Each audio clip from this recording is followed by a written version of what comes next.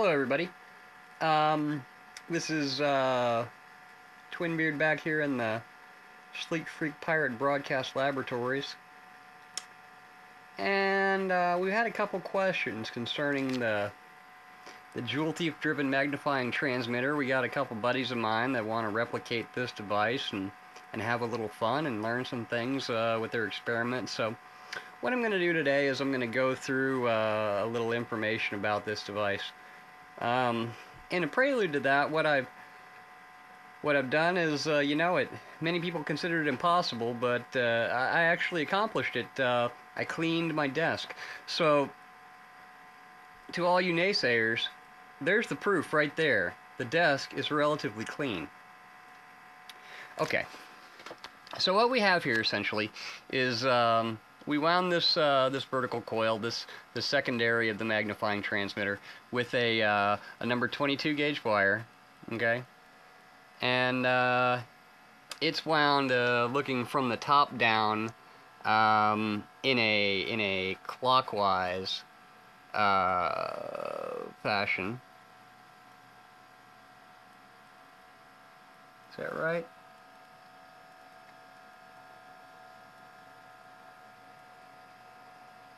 Yeah, goes around this way, counterclockwise, I'm sorry, from the top down.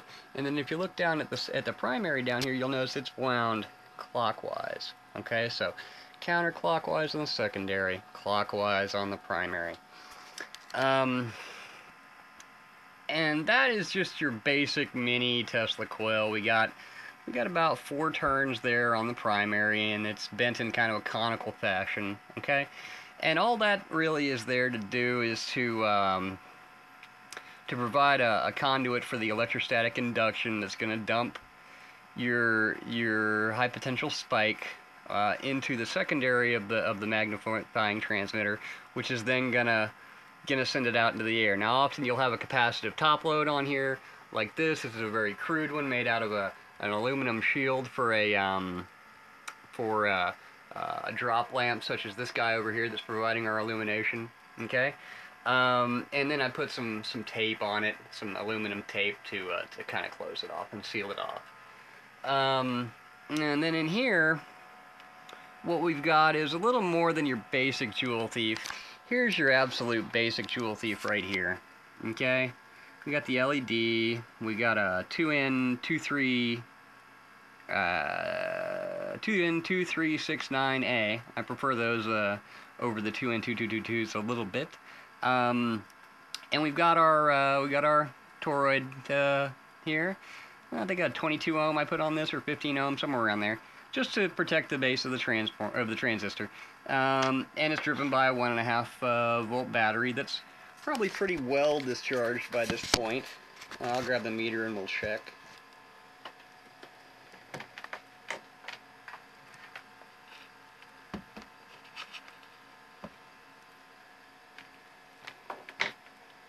So this is just kind of your basic Jewel Thief, and the purpose of this is to get some light from low voltage.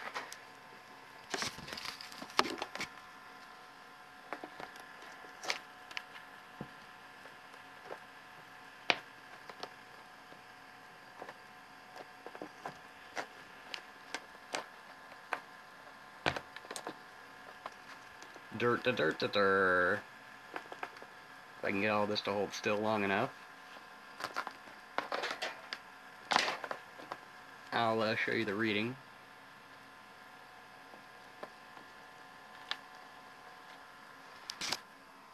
Okay, so no load.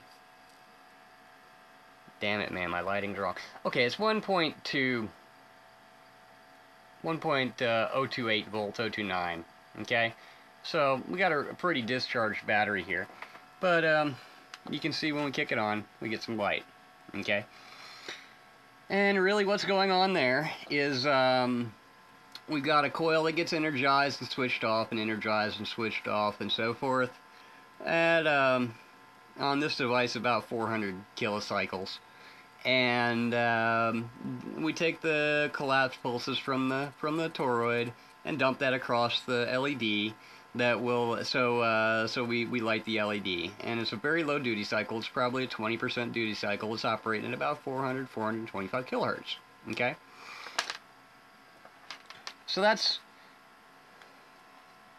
pretty much the basis for the circuit that's going to drive this. Now in this model, I've added two variable resistors here in the place of the base resistor of 500 and a 50. I've also paralleled this variable cap across the primary, okay, to provide a little tuning there. And we used a little different toroid. Now I've got this one just separated here. Here's the power lead and the ground lead. And I've got this one just kind of separated so that we could fool with it a little bit and look at it. Here you see an IRF 840 MOSFET on a heatsink there, and that's what's actually driving the circuit. You can see a slightly larger toroid there than the one I just showed, and there's a good reason for that. So now I'm going to put this this transmitter out of the way.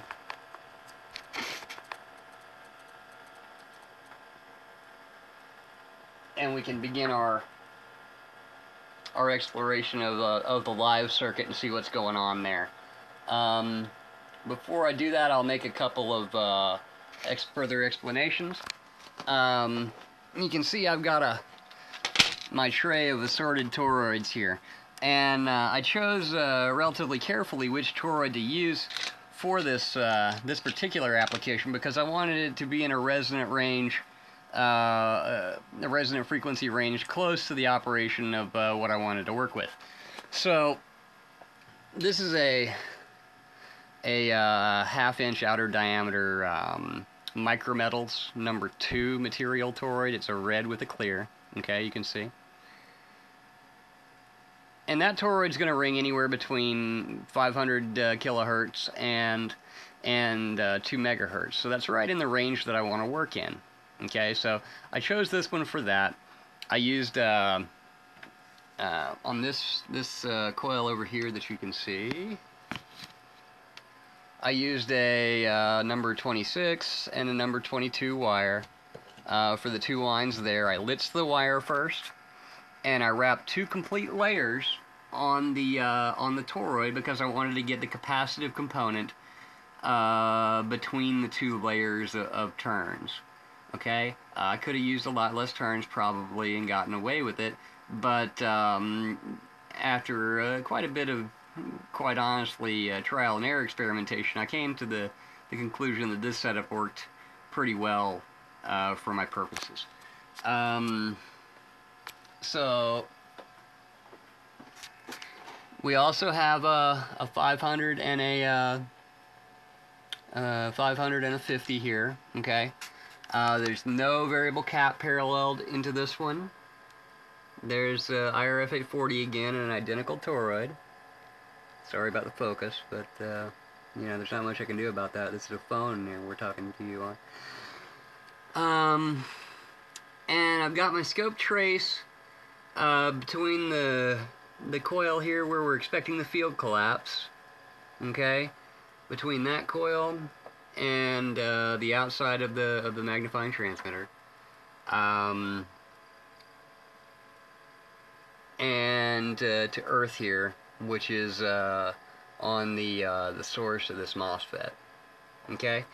Now we're not going to be able to use 1.8 volts to drive this because the MOSFET won't turn on at that voltage. So what I'm using is these 2 cells right here.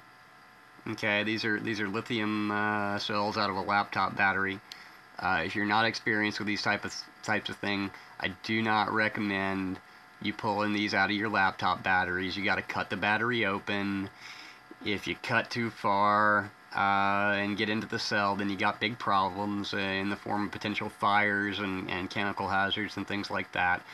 And also, just as a disclaimer, always use the proper charging circuitry with these lithium batteries. I don't want to be responsible for you burning your house down because you just thought you could parallel this, or put a couple of these in series and parallel them across a 12-volt battery and charge them up. That will make a nasty explosion.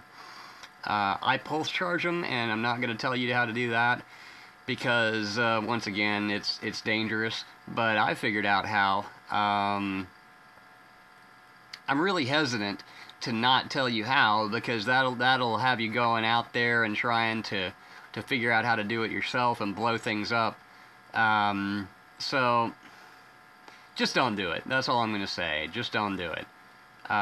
If you must experiment with it, do it in safe, controlled conditions with everything inside explosion-proof containers and things like that. That warning alone should be enough to make you not want to futz with these batteries. If you wanna try from a similar drive potential, you know, just series 3 AA's together and go with that, because that'll provide you about the same voltage, and this thing draws such a tiny amount of current that it'll last quite literally weeks on those 3 cells I just described. So these things are at 3.75 volts. I measured them a little bit earlier with my multimeter. I would show you that, but the lighting's wrong for the multimeter anyway, so you wouldn't see anything. Now, what else is going on here? Well, this is a crystal radio. Many of you are familiar with crystal radios. There's a little wave trap here. Thanks, Lid Motor, for introducing me to that. That helped kill a couple of the 800-pound gorillas in the local area, so that I can start to tune in a couple more stations. And I've got channel A of the scope here across the output of this radio. That would, in normal circumstances, it would be going to a set of high impedance headphones, so you could listen without any amplification or power whatsoever. But in this case, I have it going into my amplifier over there, so that we can actually hear the results. Not that I really want to listen to what's on the AM radio so much until it gets late at night anyway. But it, what can I say? It is what it is. So once again, here's our basic Joule Thief, okay?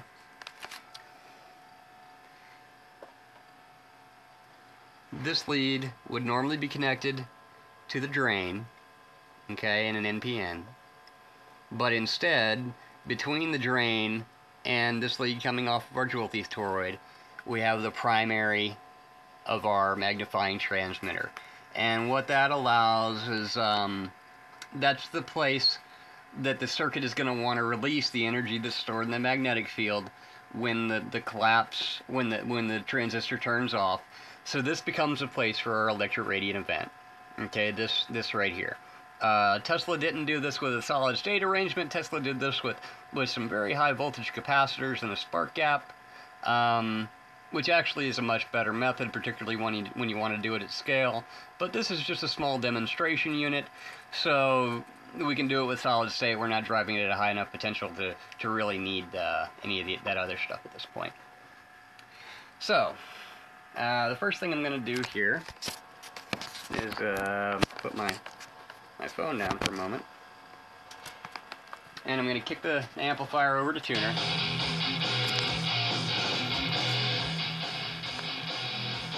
I have no idea what's on the AM radio here, but there's something on it. We got our little scope here. Yeah, we got some loudmouth from some loudmouth Republican, but oh well, forget him. Okay, so we see the waveform here that we got going with just our radio signal. Now we're set on 1.1 volts per division there on the upper trace on channel A. Channel B is tied in over here, and this device is not on yet. Okay. So,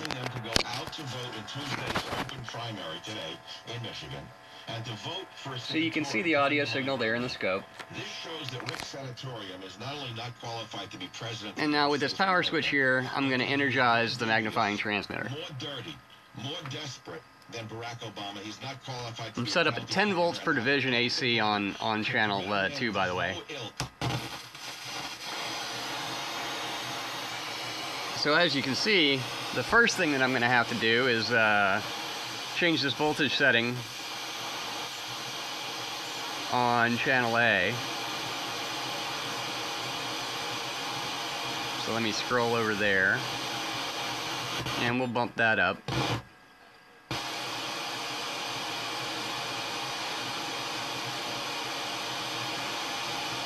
to 2 volts per division. So, okay, you can pretty much see we're receiving about 4 or 5 volt signal there, and you can see what's coming off of the transmitter on the bottom. We're approaching 1, 2, 3, 4, 5, 60 volt spikes off a 3.7 volt source. Okay, I'm going to adjust the time base here a little bit.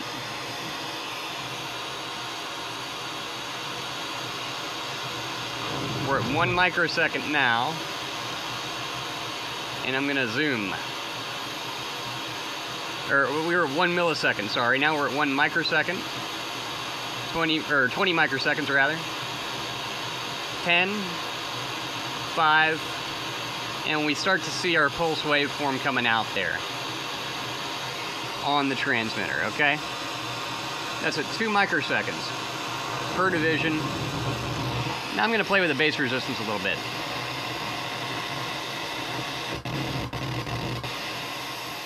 And you can see there's a tuning point here. That's not what we want.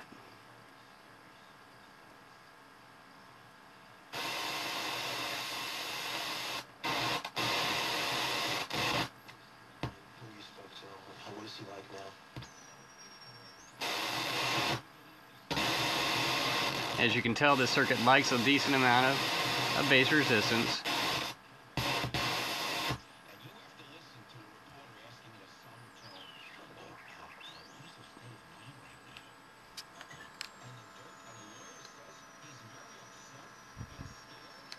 Okay, that's about 200 kilohertz that our transmitter is actually working on, okay?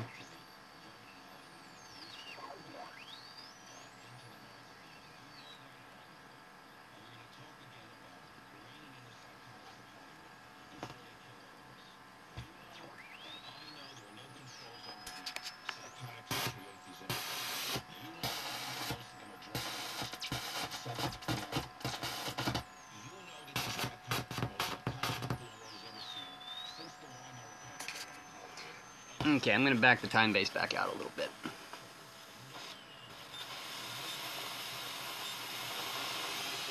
Alright, we're at 20 microseconds now.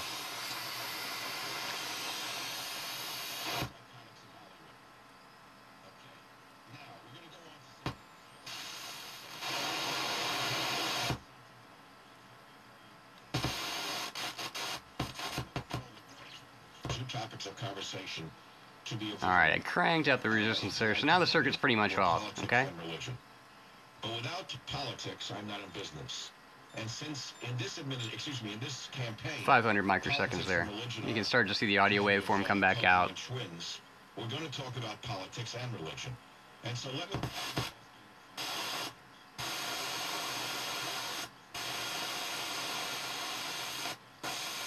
And you can see we're putting a pretty good potential into this receiver coil here.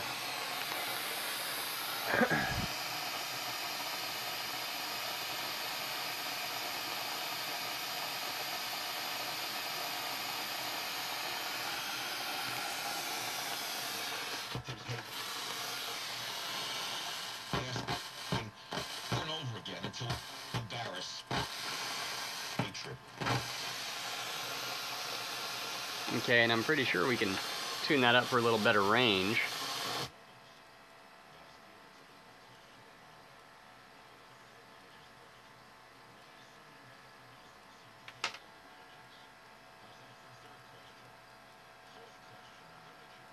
Close to 400 kilocycles now, and right at resonance on this. We're beginning to approach the resonant band here.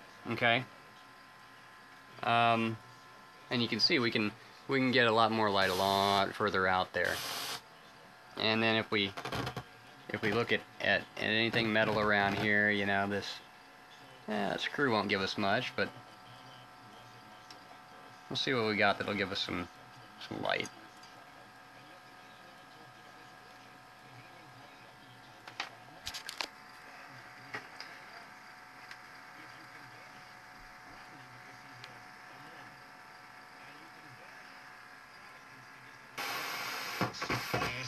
That's really bright when we touch it to the output, and our RF interference goes down too when we start to pull the load off of there. You can see off the heat sink there, we can get a pretty good light. This part of the radio circuit over here, this piece of iron pyrite, we get a pretty bright light off of. Both sides of that. The bismuth here, the bismuth gives us light. The variable cap.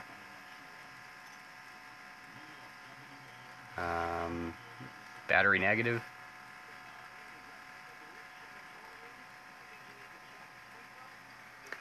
I don't think this screw will give us anything, maybe.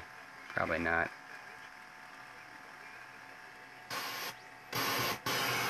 Right off the primary, we get a pretty strong light. Now this is an AV plug. What this is two germanium diodes. You can see the positive lead of the LED there on the right, and the negative lead on the left.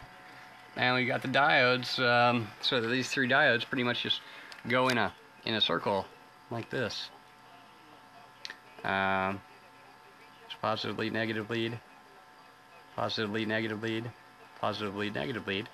And then we have this little antenna device, chunk of wire sticking off of there. What else can I show you about this device? I really don't have any appreciable heat in my heat sink here.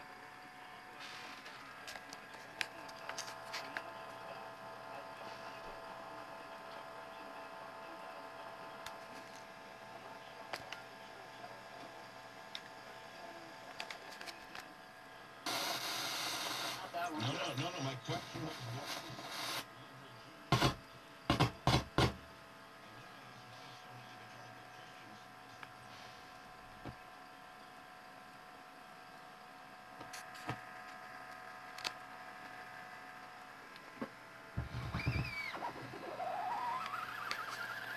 What I did there was I detuned my radio, okay? Most of us there's a channel. And there's not. So if we want to play theremin here, watch what happens.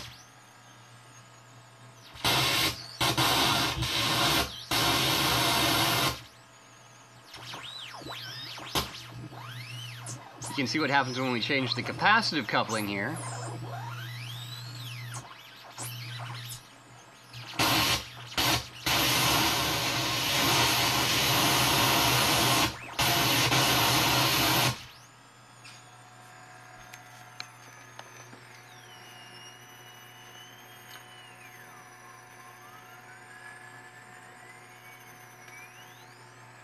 And again, the blue one is 2 volts per division, and the yellow one is 10 volts per division. Crystal radio, magnifying transmitter.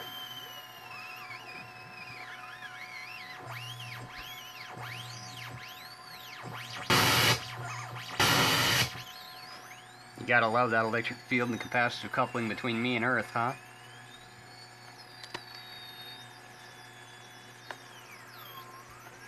So, there's our base. We've got the bottom of the secondary coil going back to base, okay?